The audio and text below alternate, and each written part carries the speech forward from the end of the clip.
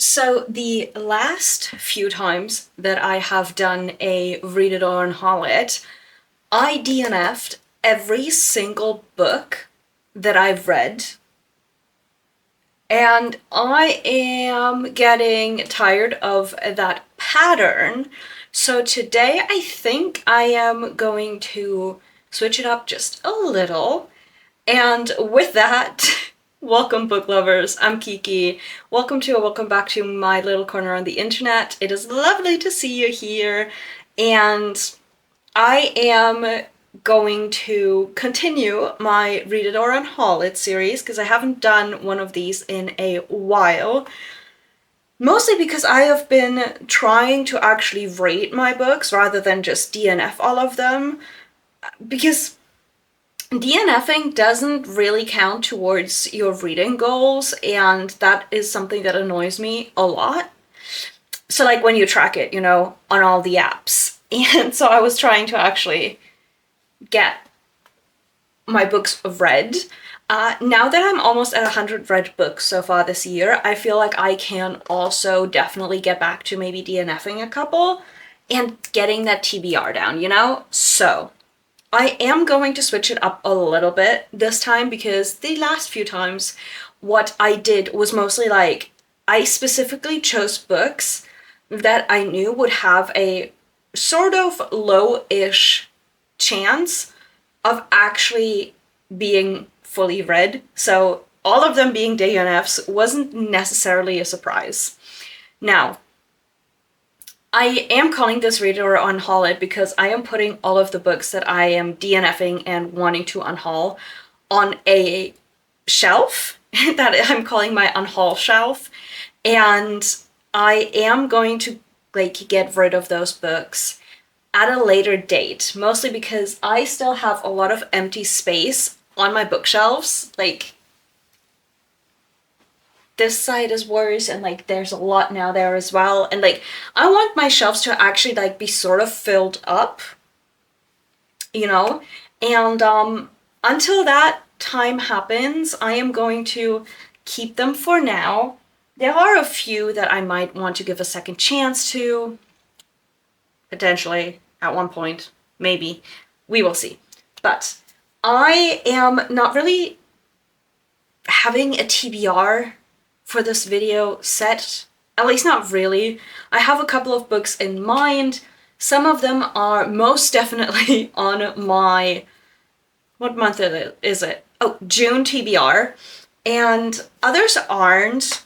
Some of them have a very high chance of being DNF'd, others I'm thinking might not. And I think I'm going to use this video to actually get books read and off my TBR that have been on there for a long time. And at this point, I'm counting anything over 2 years as a long time, because if I don't read a book for 2 years, what the heck am I doing? I've just been collecting books instead of reading books. So the book I think I am going to start with is The Spanish Love Deception by Elena Armas, and this is one of the latter books. This just has been on my shelves for so long. This was published in 2021, I believe, and it's 2025.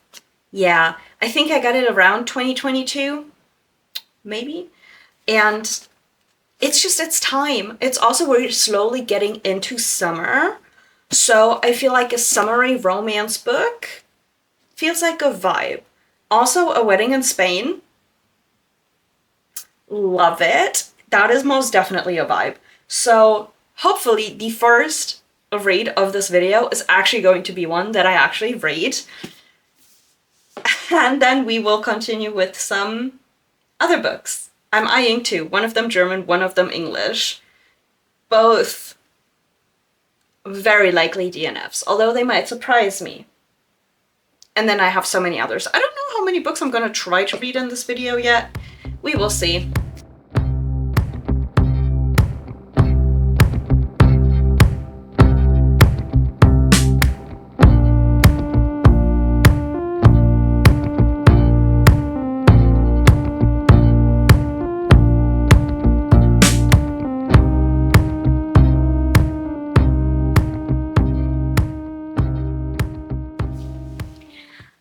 So I thought I would give a little update. First of all, the backdrop to my library will change a little because we have found mold in an adjacent room in the basement. And my asthma has been acting up, and like I'm starting to think it might be that, like, because I've been spending so much time downstairs in the library, filming, reading, doing things. It's just, you know, I will play with my health, but I will not play with my books, and I sure as hell will not like risk them getting moldy. So we brought up the first 2 shelves today, as well as most of my unread books. I started like putting books on the shelf up here, and then I was like, that doesn't make any sense. I should put the books that I haven't read yet and actually need to like grab over and over again, sort of. So yeah, the only ones I haven't read are the uppermost shelves that you can't see. I put my The Cruel Prince books on there, as well as my Olivier Blake, and then also some of my sister's books. But that aside, I have been reading The Spanish Love Deception, and I'm like, is this where I'm actually at? I don't think so. Yeah, no, I am. I'm 50%-ish through the book. And this is one of those books that is like so cringy and so bad that it gets good. You know? It's like this weird thing where it's like, I'm enjoying myself, but I'm also not. And right now the enjoyment is definitely like overshadowing the not. So I'm going to continue reading. But it's like, the characters fall a little flat, except for maybe Aaron. I do like Aaron. But so far, it's just like not it. The relationships are a bit meh. The miscommunication. Oh my god. This book is like 500 pages almost? 468 pages. It would be half this if there wasn't so much miscommunication. And I cannot tell you my favorite tropes, but my least favorite tropes, love triangles and miscommunication. They are not needed.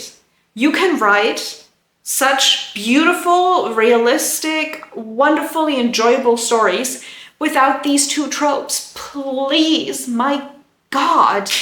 Like, it's one thing if there's like a little bit of miscommunication towards like the 3rd act breakup because there was just like something that was not understood correctly, but this miscommunication has been going on for so long.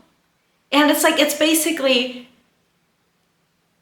like, I'm guessing she was like Mr. Darcy, how like Mr. Darcy says like, oh yeah, but like she's nothing special. Sort of thing, I don't want to dance with her. It's like basically what she overheard, just in a modern sense. And I'm like, okay, great. So you've been hating his guts for 2.5 years when he has been obsessed with you for that whole time? Like, what? At least that's what I'm guessing here, okay? Like, these are speculations. We don't actually know it for sure yet. I mean, you know, read between the lines, but it's also kind of good. Like, the idea, the fake dating, oh, love fake dating. There's, like, she fainted because she hasn't been eating properly to prepare. And, like, he finds her and he basically shoves food into her. And he's like, why the fuck you're not eating? And it's just like, there are some cute scenes in there, but also there's only so many times you can say that a person is blushing in so many different ways before it gets absolutely obnoxious. You see what I mean? Like, I'm not loving this book, but I'm also not hating it, and I haven't had that in a while, and I don't know what to do. Like, I'm enjoying myself well enough to not DNF it, because otherwise I would have just been like, yeah, no, you know what, I'm not going to deal with this. But I'm actually kind of enjoying myself, and that's the problem. Like, we're finally getting to Spain. We're halfway through, we're finally getting to Spain. It's called The Spanish Love Deception. Halfway through, 228 pages in, and we're finally on the flight.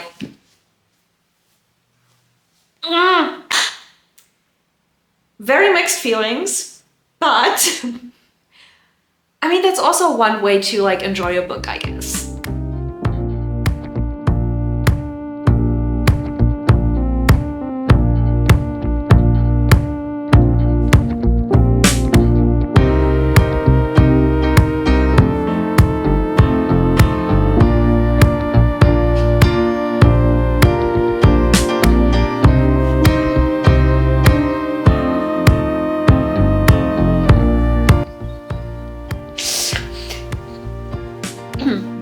I love a one bed trope, and that is one way to go about it.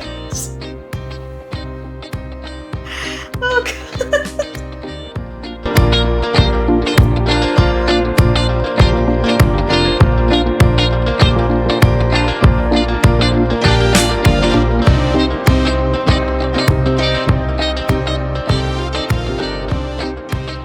Last night I read to 80-something%. I stopped right before chapter 23 because I knew it was a spicy chapter and it wasn't that much left in the book, and if I had like read chapter 23 I would have wanted to read chapter 24, and at that point I would have just wanted to continue, and I did want to get an actual full good night's sleep.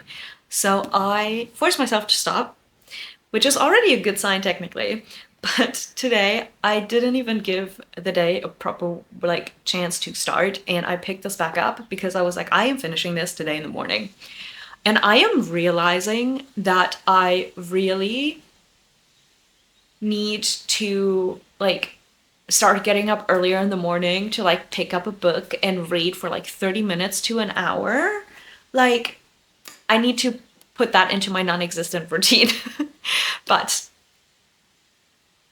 I feel like the second half was a bit more enjoyable. It was still super cringy, and certain aspects just weren't vibing with me. So I ended up giving it a 3.5 stars. On Goodreads, I lowered it to a 3 because I just like, I was thinking about what to rate it, and I like asked myself, is this a 4-star? And I got this really feeling, and I was like, it's definitely not a 4-star. It's also not worth rounding up. So overall, I understand why this book is so polarizing. Like, people either love it or they hate it.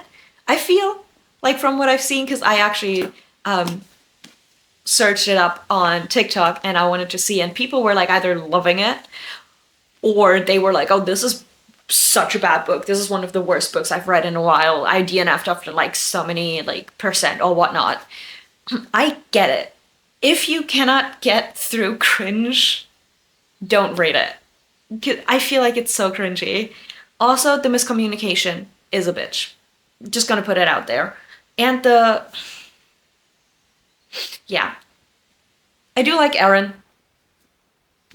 Sometimes he was cringy as well though, so But overall, it was an enjoyable read, but mostly because what I said earlier, how it was like, it's so bad that it's good. So yeah. This it is. So, things got pushed around a little bit, and I am already back. It is still Tuesday, which honestly I'm not mad about, like, at all. I'm so glad I'm home, but I have not had any time to read today since finishing this. So now I am going to pick up Das Dunkle Herz by Lukas Heiner and see what I think, because given that I think this is going to be a DNF, I'm not going in with like high expectations or anything. I'm just gonna start reading it, see what I think, and yeah. I don't really know what to think. This is a duology, so we'll see if I do actually end up reading it. The decision will then be, do I care enough to pick up the second book or do I not? So we will see. Honestly, let's start reading. It's already so late, but I do want to get a little bit of reading done before going to bed. It's also a great way to relax, so let's do that.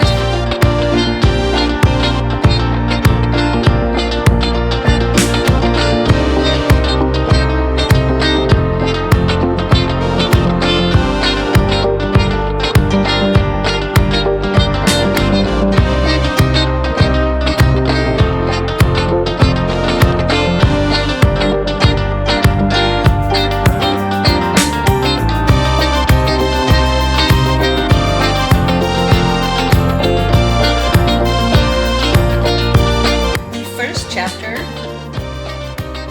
starts in church, which I'm not sure I'm liking.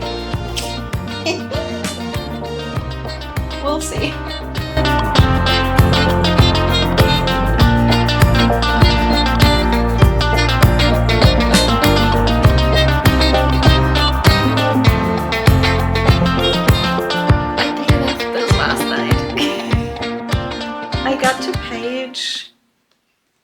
It's not opening. 46. So I've read the prologue and I think the first 2 chapters. And I just couldn't do it. Like, after about 20-ish pages, I think, I started going on Goodreads and reading some of the reviews. There weren't many reviews for like 1 and 2 star reviews, but there were a bunch for 3-star reviews. And they were very meh, and some of the things that are bothering me in this weren't really bothering them. So I was like, I'm not wasting my time. So this, I think one of the biggest problems with this is that the characters fell a bit flat. And apparently that's a thing that actually bothered most of the people who gave it 3 stars or below. I don't even know about 4 stars, but that. And then I also read on Goodreads in a review that it's a mix of like sci-fi, dystopian, and fantasy. I don't read a lot of sci-fi. Fantasy's my jam. I'm sorry, but I hate dystopian. I don't know if I just haven't found a book that I really loved that was dystopian, so I could then go and look for okay, that's a lie actually. I've read a dystopian that I enjoyed, but that was also a standalone, because I never got through Divergent. I never got through The Hunger Games. I never got through The Maze Runner. I never got through, I don't even know what else there is. Like, I know I'm missing one. But, like, I never really got through either the movies or the books, which I think it's just not my genre, which is fine.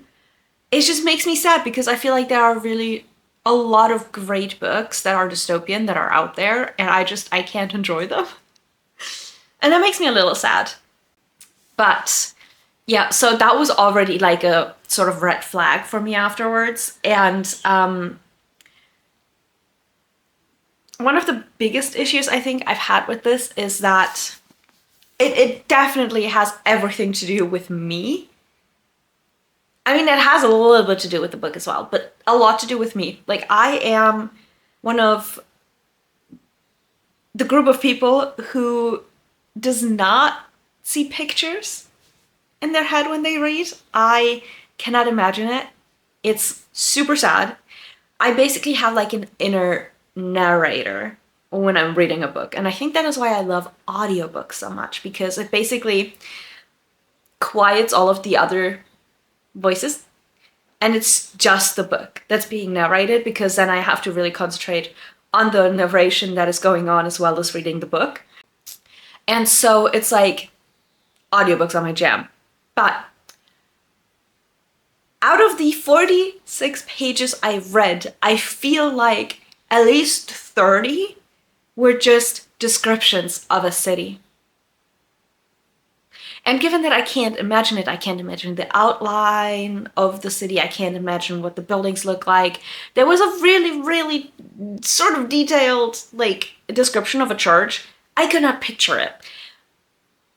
And I feel like that takes out the enjoyment of a book where everything is, like, so, like, described in the most minute detail.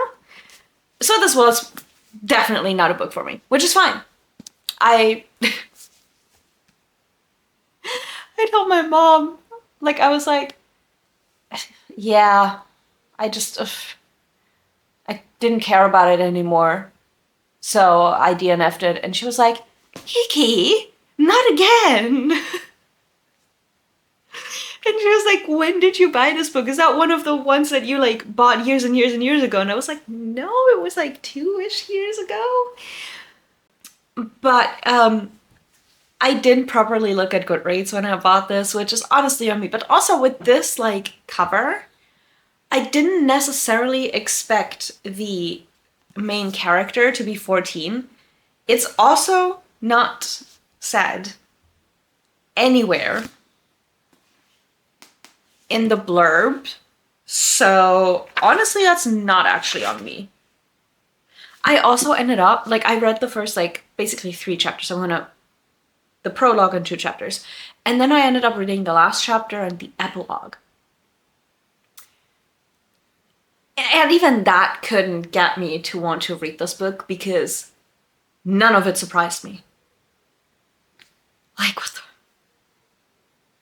And I didn't even know half of the things that they were talking about because we hadn't come across it yet, and I was not surprised. And, yeah, so, wonderful.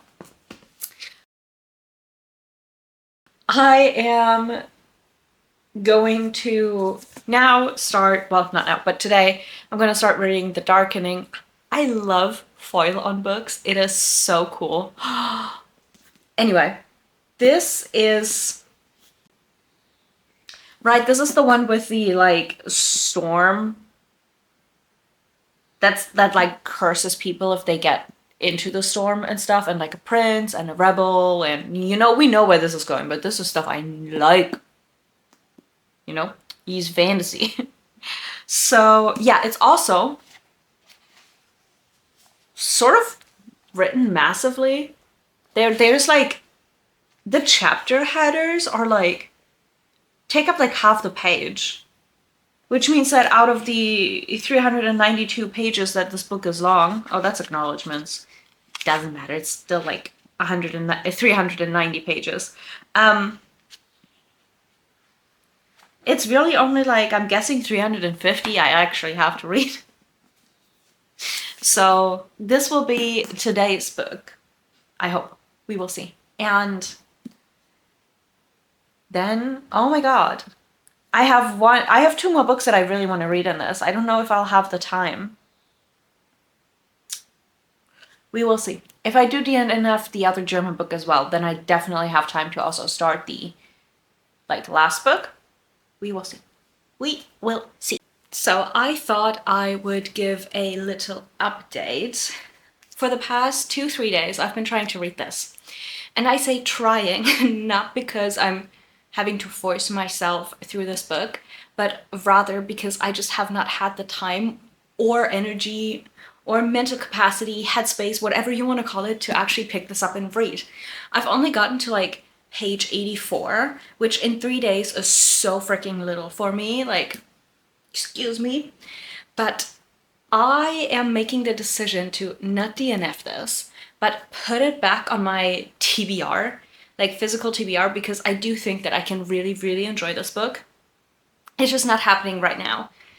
It's been way too busy, and this is one of those books I feel that I actually need to like properly sit down and like, if possible, read in one day or like over 2 days, but just have the time and the energy to sit down and properly read this. Because I was mostly listening to it, and I am so confused on who the characters are and like what's happening. Like, I got the gist of it, but just not any of the details, and I cannot give this book the time the time it deserves right now, and I deserve, honestly, as well. So I'm putting this back on my TBR, which I did not think I would do in this video, but hopefully I will actually be able to read this later on this month. If not, I will keep it on my TBR and just read it next month, hopefully. But because I am making that decision, I am deciding to also pick up The Second Princess, because for this one, I don't really have any expectations. It's a German book, so it's always different for me anyway. German books are like really easy for me to just like listen to and not necessarily care about too much, which is perfect for my current headspace. And I'm also intrigued when I don't actually quite remember what it is about, but it's like, so basically this is a queendom, and the first princess always inherits the throne, but the second princess always inherits the deep dark secrets. And there's like things that need to be done. And so our main character seems to be the third princess who, due to unforeseen circumstances, moves up a space in the line of succession. So she's now the second princess, and I'm guessing this is now about her finding out all of the things that are going on, and then there's going to be a quest or something.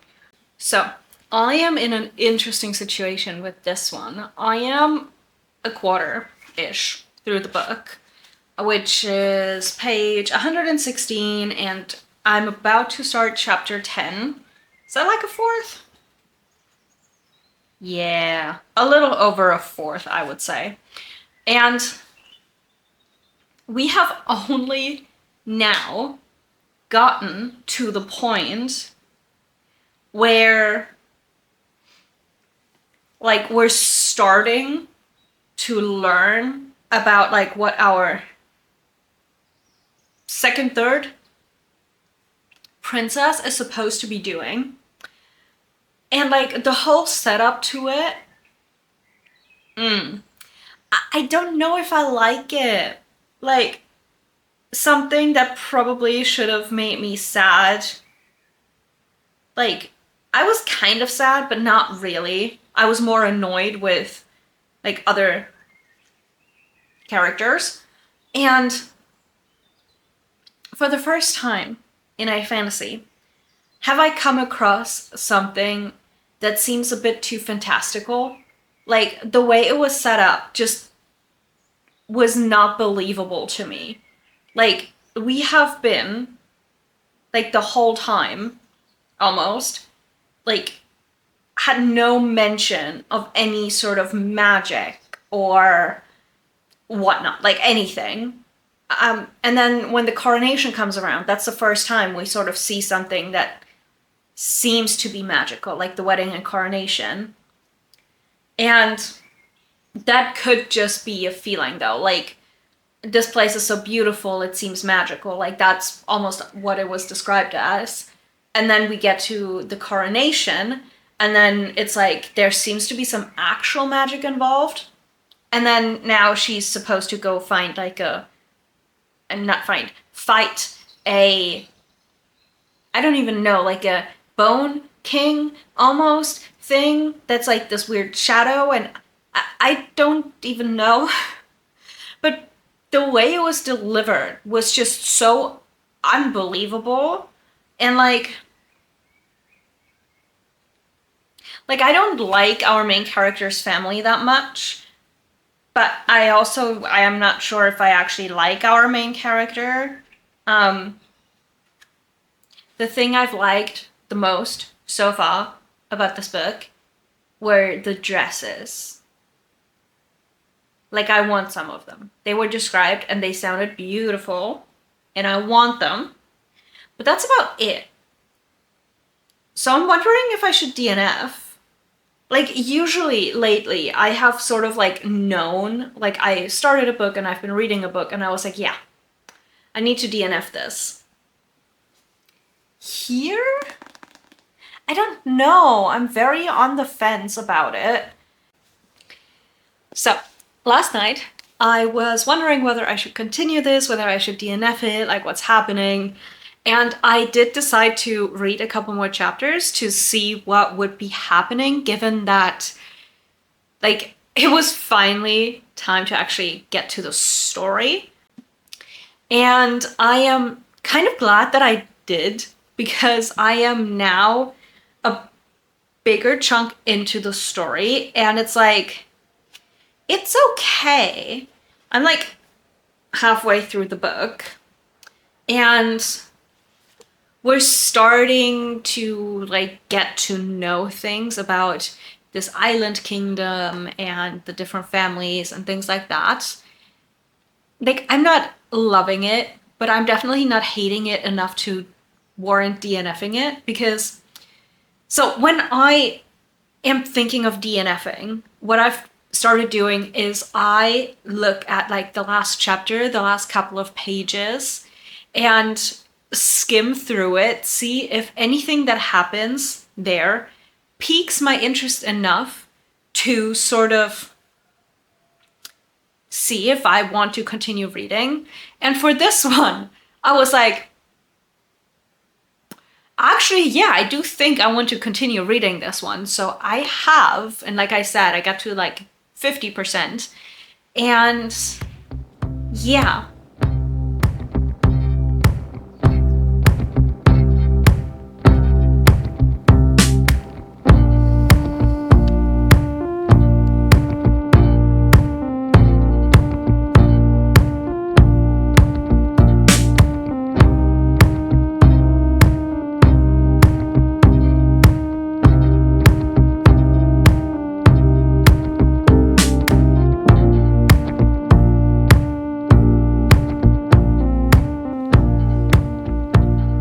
I don't know.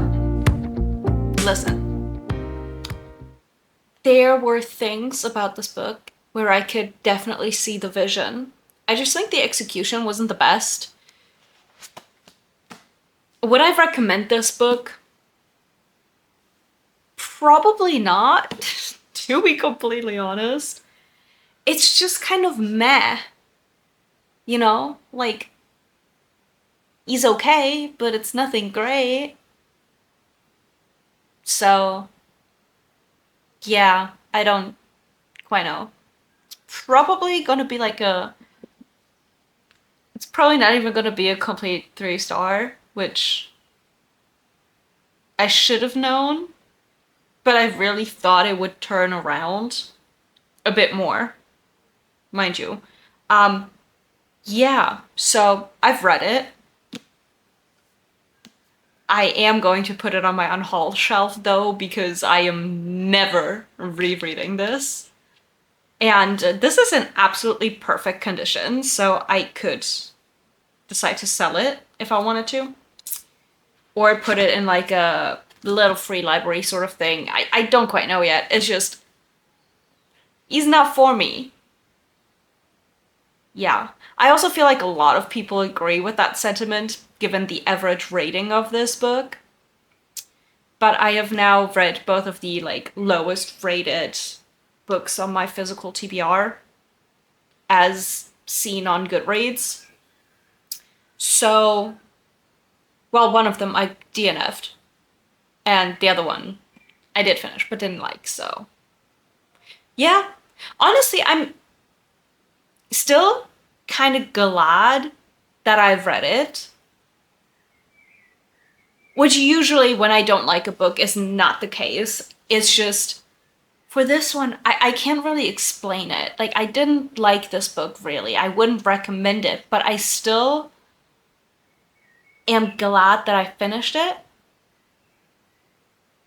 Because I feel like, overall, the idea was really good.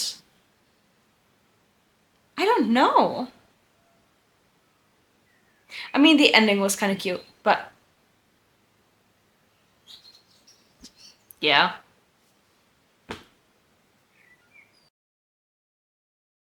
I picked up the last book I wanted to give a try in this video, which is On the Origin of Species by Charles Darwin.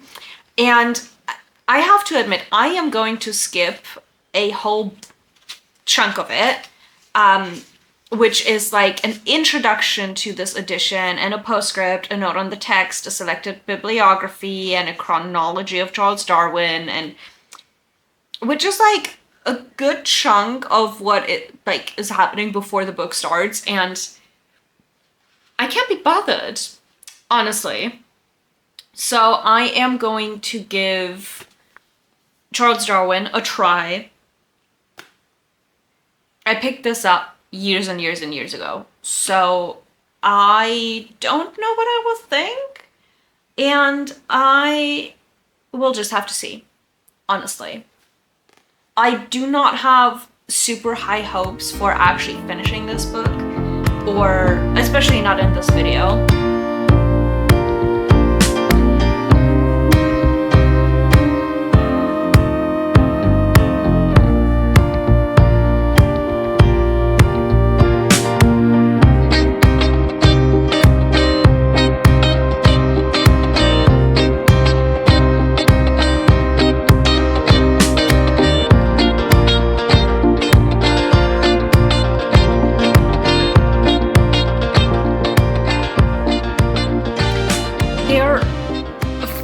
There's only so much that a person can describe how different pigeons look before I give up.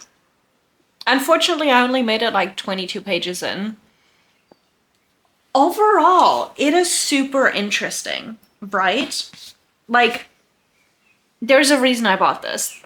The only problem is I should have read it when I bought it, because I was still in my like genetics era, was being a little science girly, and it's just like, as much as I appreciate what an important body of work this was in terms of evolution and genetics research and such, it's like it is such a base work, if that makes sense. I can't do it. But yeah, so that was a quick decision. You know, sometimes that's how it's gonna go. But it also means that I can reread now, which I'm really excited about. Here. And then I do think I am going to try picking up The Darkening again. I'm going to read Ruby Red, which is going to be just such a wonderfully nostalgic read, and it's going to prepare me for The Darkening, I think. So, we'll see what happens. And maybe I can actually try the books that I wanted to try in this video, and actually read the ones that I think I might enjoy, so we'll see what happens. I'm gonna give it a second chance. So, over the past few days, I have been reading other things, doing other stuff, just sort of giving myself a little bit of a break from trying to read books that I'm, like, not necessarily 100% certain I might want to actually finish. And I think it went really well.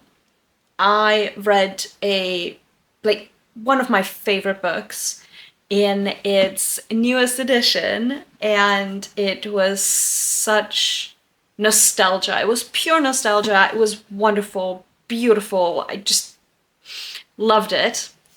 But that means that now I feel like I have the energy and time and just need, sort of, honestly, to see if I actually do want to read The Darkening. And that is what I'm honestly going to start today.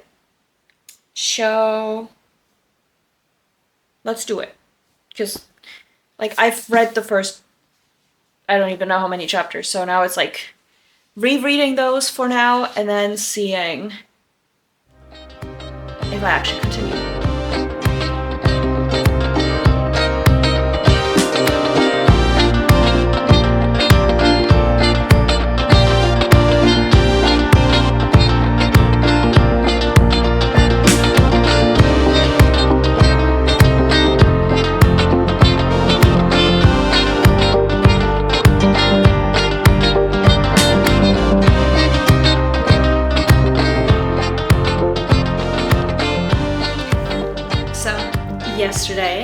I ended up reading The Darkening, like completely. I barely took any breaks. So I only have like a couple of clips of me actually reading it and no updates. My bad. Because when I did take a break, I ended up just scrolling through like TikTok or something for a little while. But yeah, I ended up finishing it, which honestly, I wasn't necessarily expecting. When I was rereading the parts that I've already read, I was like, oh, I think I know why I wasn't in the mood for it. Like, I think I might DNF it. But then I was like, you know what? Give it a second. Give it at least until a couple of chapters after when you finished it. Like when you put it aside the last time. So I did. And I feel like it definitely got better in like the second half, I think. I don't know. Like I finished it, which is just great. And I'm also intrigued enough to definitely see if I can get the second book on Libby, because I don't think I will want to own it. This is trophy enough for me.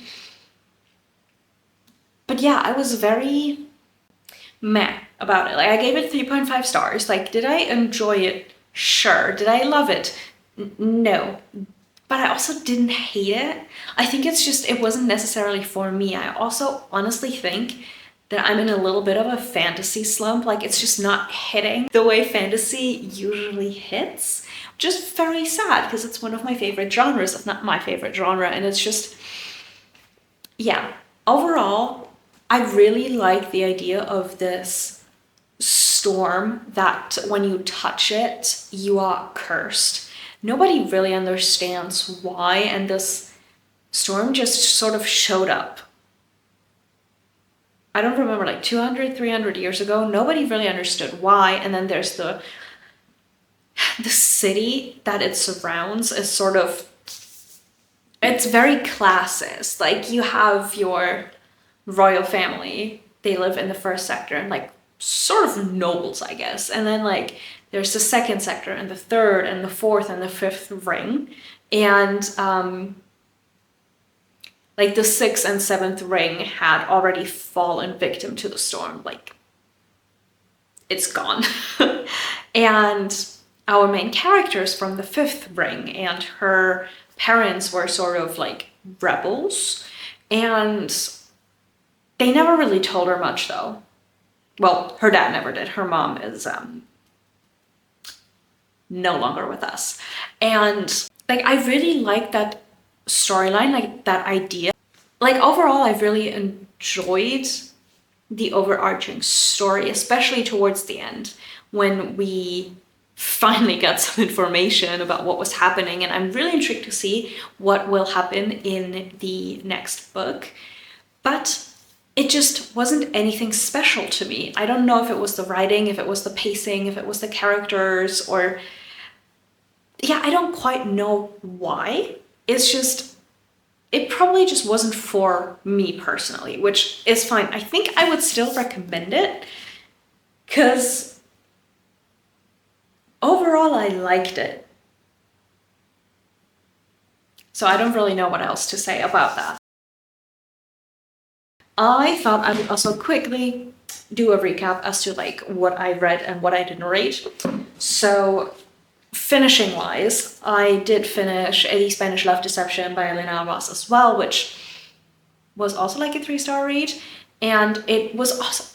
Why is that happening currently? It's like I have books that I sort of enjoy, but not really. I don't hate them. I don't love them. But like, so this as well.